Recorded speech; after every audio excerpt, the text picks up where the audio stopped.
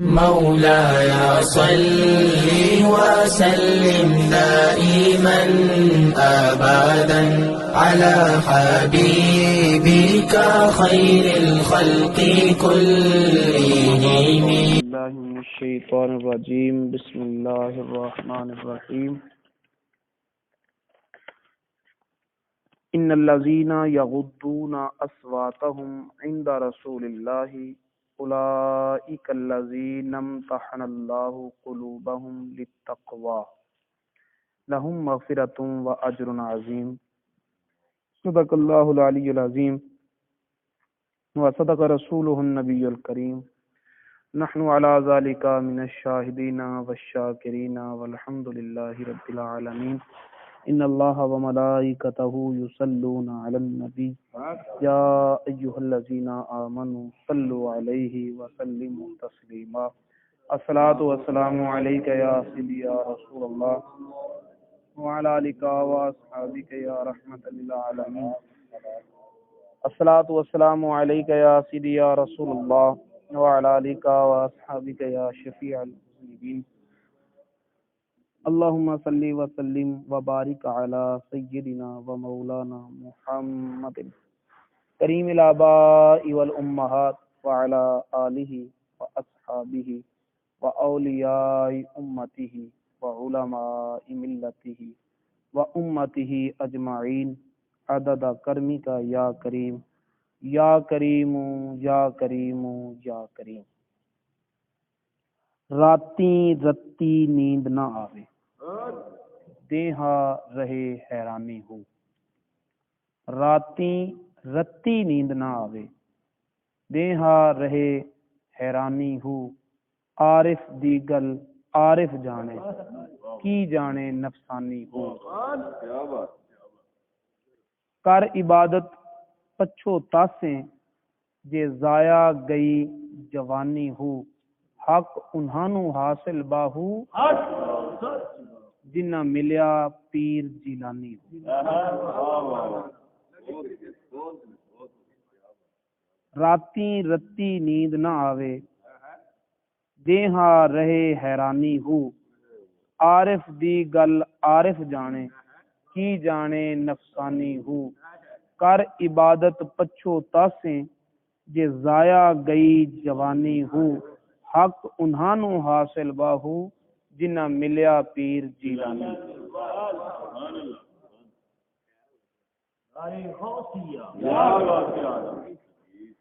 سلطانی youth ward number 10 کے زیر اہتمام ماہانہ محفل درس قرآن کی اس نشست میں سلسلہ وار موضوع سورہ حجرات کی آیت نمبر 3 سے متعلق ہے.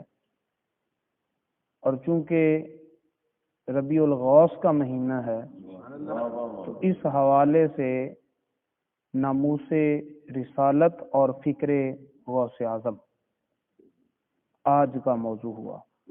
تو جس آیت کریمہ کی تلاوت کا شرف حاصل کیا یہ سورہ حجرات کی 3 نمبر آیت ہے. اس سے پہلی 2 آیتوں میں اللہ رب العزت نے بارگاہ نبوت کے آداب سکھائے ہیں اور ارشاد فرمایا ہے کہ اگر میرے محبوب صلی اللہ علیہ وسلم کی بارگاہ کے آداب میں کوتاہی ہو گئی تو پھر تمہارے جہاد، تمہاری لڑائیاں، تمہاری ہجرتیں کسی نیکی کا کوئی مل نہیں پائے گا، کسی نیکی کی کوئی قیمت نہیں لگے گی. تمام اعمال جو ہیں وہ سارے برباد ہو جائیں گے اور پھر تمہیں پتہ بھی نہیں ہوگا کہ ہمارے ساتھ ہو کیا گیا ہے. اور اس آیت کریمہ میں ادب و احترام کرنے والوں کو جو ملنے والے انعامات ہیں ان کا ذکر کیا گیا. جب پہلی آیتیں نازل ہوئیں تو ان کے نزول کے بعد صحابہ کرام بالخصوص حضرت صدیق اکبر رضی اللہ تعالیٰ عنہ اور حضرت عمر فاروق رضی اللہ تعالیٰ عنہ جب انہیں نبی پاک صلی اللہ علیہ وسلم کی بارگاہ میں کوئی اپنی عرض پیش کرنی ہوتی تو اتنے دھیمے انداز میں عرض کرتے تھے کہ کسی وقت دوبارہ فرمانا پڑتا تھا کملی والے محبوب صلی اللہ علیہ وسلم کو کہ کیا کہا ہے. اپنی آوازوں کو اتنا پست کر لیا کیونکہ پیچھے حکم ہے نا لا ترفعوا اصواتکم. تو اس حکم کی وجہ سے حضرت عمر فاروق رضی اللہ تعالیٰ عنہ نے جب کوئی عرض کرنا ہوتی تو گھٹنوں کے بل کھڑے ہو کر کان کے قریب جا کر عرض کرتے. جب ادب کا یہ انداز اپنایا گیا تو پھر یہ آیت کریمہ اللہ تعالیٰ نے نازل فرمائی کہ ان الذین یغضون اصواتہم، بے شک وہ لوگ جو پست کرتے ہیں اپنی آوازوں کو، عند رسول اللہ صلی اللہ علیہ وسلم، اللہ کے رسول کی بارگاہ میں، اللہ کے رسول کی بارگاہ میں اپنی آوازوں کو پست کرتے ہیں. تو یہ انداز جو ان کا ہے یہ اولئک الذین امتحن اللہ قلوبہم للتقوی، یہ وہ لوگ ہیں جن کے دلوں کو اللہ تعالیٰ نے تقوی کے لیے خالص کر دیا. یہ نہیں کہا کہ اب چلو تھوڑا بہت اپنی بات تو کر لیا کرو نا، کوئی گنجائش نکالنے کا حکم نہیں دیا، بلکہ فرمایا بس ٹھیک ہے یہ جو ادب کر رہے ہو نا یہ ادب ٹھیک. نبی پاک صلی اللہ علیہ وسلم کے لیے تو گنجائشیں نکل سکتی ہیں، لیکن ان کے علاوہ کسی اور کے لیے ان گنجائشوں کا کوئی دروازہ نہیں. لہم مغفرۃ و اجر عظیم، ان کے لیے مغفرت بھی ہے اور بہت بڑا اجر بھی. اس آیت کریمہ پر آگے مزید گفتگو کرنے سے پہلے یہ ملحوظ رہے کہ یہ آیت کریمہ بالخصوص حضرت ابو بکر صدیق اور حضرت عمر فاروق رضی اللہ تعالی عنہما کے لیے نازل ہوئی ہے، اور بالعموم اس آیت کا حکم قیامت تک کے لیے تمام امت کے لیے ہے جو بھی نبی پاک صلی اللہ علیہ وسلم کا ادب و احترام کرے گا.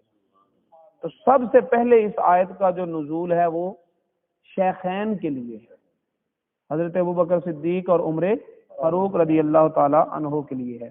تو جب ان کے لیے یہ آیت نازل ہوئی تو پھر ان کے متعلق اللہ تعالیٰ کیا فرما رہا ہے کہ یہ وہ ہیں جن کے دل تقوی کے لیے خالص ہیں، اور یہ وہ ہیں لہم مغفرۃ، جن کے لیے اللہ تعالیٰ بخشش کا اعلان کر رہا ہے، اور یہ وہ ہیں جن کے لیے اجر عظیم، بہت بڑا اجر ہے. اور یہ دنیا جس کے مشرق کی طرف سفر شروع کر دیں تو ہم تھک جائیں گے، لیکن شاید مشرق کی نقطہ اشراق کو نہ پا سکیں، اور اگر ہم مغرب کی طرف چل دیں تو چلتے چلتے ہمارے سارے قوا اور اسباب ختم ہو جائیں لیکن نقطہ غروب کو نہ پا سکیں.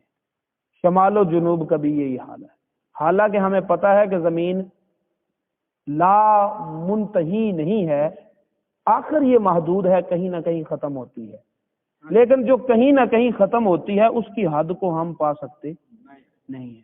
یہ زمین کل جو کچھ جتنی آبادی آج تک سائنس کاؤنٹ کر سکی ہے، جتنا رقبہ زمین کا سائنس ماپ سکی ہے، یہ پوری زمین کا چوتھا حصہ ہے، اور باقی 3 حصے جو ہیں وہ سمندر میں ہیں. یہی وجہ ہے کہ اگر ہم قدیم فلسفہ پڑھیں تو وہاں زمین کے متعلق آ جاتا ہے ربع مسکون، مسکون زمین اور زمین کا چوتھائی حصہ، یہ جو پوری آبادی جس پر پھیلی ہوئی ہے، یعنی 7 کے 7 بر اعظم، یہ زمین کا چوتھائی حصہ ہے، اور باقی 3 حصے ابھی زمین میں پانی میں. تو یہ جو زمین کا چوتھا حصہ ہے، 7 بر اعظم ہے، ان کی پیمائش جو ہے یہی ہماری حدوں سے باہر ہے. اور اس زمین کے اندر اس چوتھے حصے میں جو اللہ تعالیٰ نے نعمتیں رکھ دی ہیں، خزانے ہیں، معدنیات ہے، جو کچھ بھی ہے، وہ ہماری وسعت سے باہر ہے، ہماری گنتی سے وہ باہر ہے. تو باقی ساری زمین اگر اس کے خزانوں کو اکٹھا کیا جائے تو وہ کب ہماری وسعت میں آ سکتے ہیں. تو یہ محدود سی کائنات جو بالآخر کہیں نہ کہیں ختم ہوتی ہے، جب یہ ہمارے حد و حساب سے باہر ہے تو پھر اندازہ کریں کہ یہ جو چھوٹی سی کائنات ہمارے حد و حساب سے باہر ہے، اتنی بڑی ہے. اس کے متعلق قرآن کا ہی کہنا ہے کل متاع الدنیا قلیل، یہ دنیا کا سامان تھوڑا ہے. ٹھیک ہے. اور جس کو قرآن نے تھوڑا کہا ہمارے حد و حساب میں وہی نہیں آتا، تو جس کو قرآن اجر عظیم کہہ رہا ہے پھر اس کے مقام کو ہماری عقل کا. تو ابو بکر صدیق، عمر فاروق وہ ہستیاں ہیں جن کے متعلق قرآن کہہ رہا ہے کہ ان کے دل تقوی کے لیے خالص، ان کے لیے مغفرت کا اعلان اور ان کے لیے عظیم اجر. جس کو قرآن نے قلیل کہا وہ ہمارے حد و حساب سے باہر، لیکن ان بزرگوں کو ملنے والا اجر عظیم. تو پھر اندازہ کریں کہ ان کی عظمتیں کس مقام پر. قرآن کی آیت نازل ہو گئی جو یہ بتا رہی ہے کہ ابو بکر صدیق اور عمر فاروق متقی ہیں. قرآن کی آیت کہہ رہی ہے کہ لہم مغفرۃ، وہ بخشے ہوئے ہیں. قرآن کی آیت کہہ رہی ہے کہ اجر عظیم، عظمتوں والے اجر ان کے دامن میں خدا نے ڈال دیے.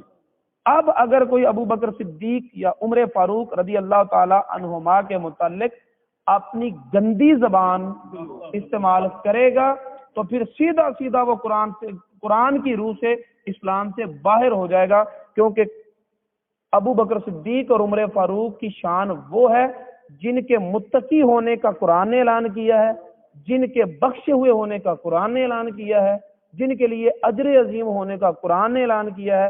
لہذا شیخین کی عظمتوں کو ماننا اتنا ہی ضروری ہے جتنا قرآن کو ماننا، کیونکہ قرآن نے ان کی عظمتوں کا اعلان کیا. اور عمومی مفہوم جو اس کا ہے وہ ساری امت کے لیے ہے، قیامت تک کے لیے.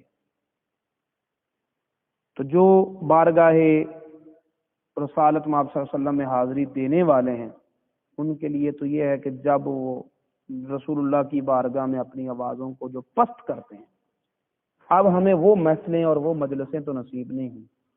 اب ہمارے لیے بھی یہ آیت ہے قرآن پاک تو قیامت تک کے مسلمانوں کے لیے، تو ہمارے لیے اس کا معنی یہ ہوگا کہ وہ لوگ کہ جب نبی کی محفل سجی ہو تو پھر باتیں کرتے کرتے دنیا کی باتیں کر رہے ہیں، وہ جنت دوزخ کی باتیں کر رہے ہیں، حالات حاضرہ کی باتیں کر رہے ہیں، اپنا لہجہ ہے، اپنا انداز ہے، لیکن باتوں باتوں میں جب ذکر آ گیا کملی والے محبوب کا، لہجہ بدل گیا، لہجہ بدل گیا. وہ جو گرم جوشی تھی وہ نرمی اور ملائمت میں بدل گئی. وہ جو بے باک تھا انداز وہ ایک مہذب سا ہو گیا، ڈر آ گیا، کیونکہ یہ وہ اب بارگاہ یہ ان کا ذکر چھڑ گیا ہے کہ ایک لفظ کی بھی اونچ نیچ یہاں اللہ تعالیٰ کو گوارا نہیں ہے. لہٰذا ان کا لہجہ بدل جاتا ہے، ان کے الفاظ بدل جاتے ہیں، ان کے مزاج میں نرمی آ جاتی ہے. تو اللہ تعالیٰ نے بتایا کہ وہ لوگ جو ذکر رسول میں آ کر تھوڑا نرم پڑ جاتے ہیں، اپنے بے باکیوں کو چھوڑ کر ایک خائف کا انداز اپنا لیتے ہیں، جھک کر انکساری اور عاجزی کے ساتھ بڑی محبت سے ذکر کرتے ہیں. تو جب ذکر رسول کرتے ہوئے جن کے لہجوں میں تبدیلی آ جائے تو سمجھ لو کہ تقوی ان کے دلوں میں اتر چکا. اور اگر ذکر رسول کرتے ہوئے ان کے لہجے میں کوئی نرمی نہ آئے، خوف نہ آئے، اسی طرح بے باک انداز میں اور عام لفظوں میں ذکر رسول صلی اللہ علیہ وسلم کر جائیں، وہ الفاظ علیحدہ نہ رکھیں، وہ اپنے مزاج میں تبدیلی نہ لائیں، تو پھر سمجھ لو کہ ظاہری نمازیں ہیں، دل کو تقوی سے کوئی سروکار نہیں. جو ہو نہ عشق مصطفیٰ زندگی فضول ہے، جو ہو نہ عشق مصطفیٰ زندگی فضول ہے. غلام ہے غلام ہے رسول کے غلام، غلامی رسول میں اور بھی ہے یاد، خدا کرے قبول ہمارا عشق مصطفیٰ سیدی مرشدی یا نبی یا. تو ضیاء القرآن میں پیر کرم شاہ الازہری صاحب رحمۃ اللہ علیہ نے اسی آیت کریمہ کی تفسیر کرتے ہوئے فرمایا کہ آج بھی جو بندہ نبی پاک صلی اللہ علیہ وسلم کا ادب و احترام کرتا ہے تو احترام رسالت کے صلے میں اسے 3 انعام عطا کیے. سبحان اللہ. 3 نعمتیں ملتی ہیں. سب سے پہلے کہ اس کا دل متقی ہو جاتا ہے، تقوی اس کے دل میں اتر جاتا ہے. اور یہ بات تو قرآن نے واضح طور پر کہہ دی کہ بدن کا تقوی نماز، روزہ، حج، زکوٰۃ، اللہ تعالیٰ کے احکام کو اپنے جسم پر وارد کر لو، نافذ کر لو، یہ جسم کا تقوی ہے. اور نبی پاک صلی اللہ علیہ وسلم کا ادب کرنا، یہ دل کا تقوی، دل کا تقوی محض تعظیم ہے۔ دو ہی جگہ پر دل کے تقوی کا ذکر آیا ہے قرآن پاک میں، ایک یہ جگہ ہے کہ جہاں اللہ تعالیٰ نے فرمایا کہ جو میرے رسول کا ادب کرتے ہیں تو یہ وہ لوگ ہیں جن کے دلوں کو اللہ نے تقوی کے لیے خالص کر دیا، اور دوسری وہ جگہ ہے جہاں اللہ تعالیٰ ارشاد فرماتا ہے من یعظم شعائر اللہ فإنها من تقوی القلوب، کہ جو میری نشانیوں کی تعظیم کرتا ہے، اللہ تعالیٰ فرماتا ہے جو اللہ کی نشانیوں کی تعظیم کرتا ہے تو اس کا اللہ کی نشانیوں کی تعظیم کرنا اس لیے ہے کہ فإنها من تقوی القلوب، تقوی اس کے دل میں اتر چکا ہے۔ دل کا تقوی تعظیم، احترام اور ادب کا نام ہے۔ تو جو نبی پاک صلی اللہ علیہ وسلم کا ادب و احترام کرے گا، سب سے پہلی اسے یہ نعمت ملے گی کہ تقوی کی حلاوت، تقوی کی لذت، تقوی کا نور اس کے دل تک جا پہنچے گا، اور زبان کی بات بدل سکتی ہے، آنکھیں جھوٹ بول سکتی ہیں، کان جو ہیں یہ اعضائے ظاہرہ جو ہے نا یہ کروٹیں بدلتے رہتے ہیں، لیکن دل کی بات جو ہے نا وہ کہیں نہیں جاتی، دل کا فیصلہ جو ہے وہ نافذ ہو کے رہتا ہے۔ پورا بدن جو ہے وہ دل کا محتاج ہے، جو دل کہے گا وہ کرے گا، ہاتھ پاؤں سب وہی کریں گے جو دل کہے گا۔ تو دل تک تقویٰ تب اترے گا جب ادب اور احترام ہوگا۔